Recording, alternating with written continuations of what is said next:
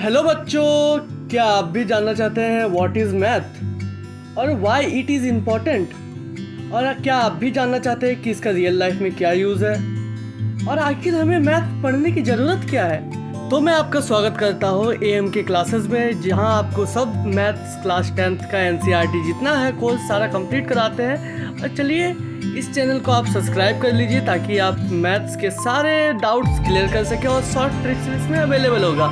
तो अगर आप इंटरेस्टेड है पढ़ाई को लेकर और ऐसे भी आप आगे बढ़ चुके हैं क्योंकि आपको मैथ्स के बारे में जानने का इच्छा है, तो चलिए हम शुरू करते हैं इस वीडियो को कि आखिर मैथ क्या है, व्हाट इज़ अ मैथ। तो मैथ वर्ड ग्रीक या लैटिन भाषा से ली गई है। मैथ का मतलब होता है सीखे जाने वाली वस्तुएं, जिसे हम गणित भी कहते हैं।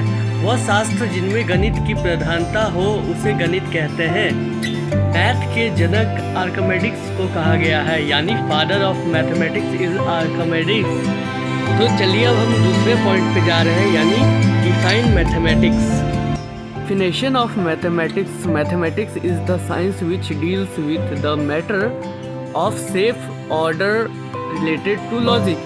यानी गणित वह ज्ञान है जो आकार, मात्रा और व्यवस्था के तर्क पर संबंधित होता है। तो अब हम जानेंगे ब्रांचेस ऑफ मैथमेटिक्स, यानी शाखाएं। मैथ्स के दो शाखाएं होती है, एक होती है pure math and second is applied math, यानी सेकेंड है अप्लाइड मैथ। तो चलिए अब हम जानते हैं प्योर मैथ क्या होता है।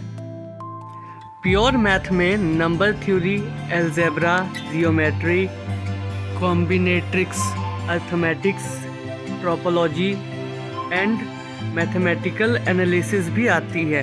आपको अगर हिंदी में जानना है तो वो भी नीचे दी गई है।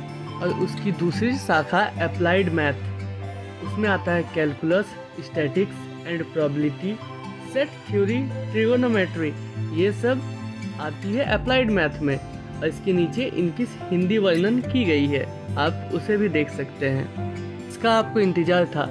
सबसे ज़्यादा इम्पोर्टेंट पार्ट, क्या हम लोग रियल लाइफ में मैथ्स का यूज़ करते हैं? तो बच्चों हाँ, हम लोग रियल लाइफ में मैथ का यूज़ करते हैं। जैसे आप मान सकते हैं, आप मॉल गए, वहाँ पे बहुत सारे कपड़े रहते हैं और अलग अलग सामान भी रहते हैं। उसमें से आप उन्हीं सामानों को चुन के उसका बिलिंग करवाते हैं। तो वो सामान के आप सिलेक्ट किए, ये प्रोबेबिलिटी की गिनती में आती है।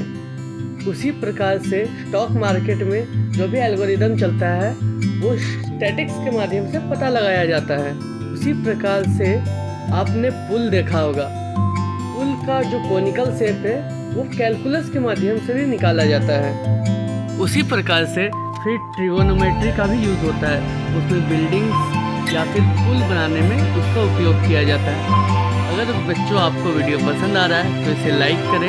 अगर कुछ भी गलती हो रहा है प्लीज़ कमेंट करो, एडिटिंग ख़राब लगा या फिर कोई भी चीज़ में please comment me. So thank you बच्चों, मिलते हैं अगले वीडियो में। Okay bye.